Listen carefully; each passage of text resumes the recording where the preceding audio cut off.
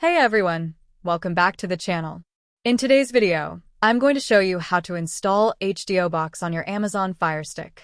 This is a quick and simple step-by-step guide, so follow along and you'll have the app ready in just a few minutes. Let's get started. First, we need to enable apps from unknown sources.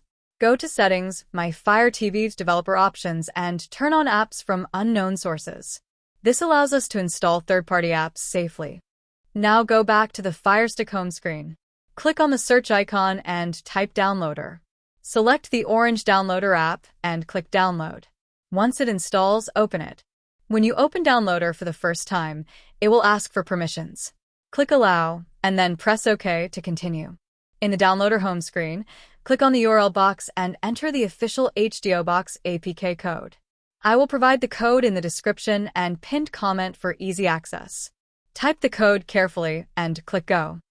The APK file will now download. When the installation window appears, click Install.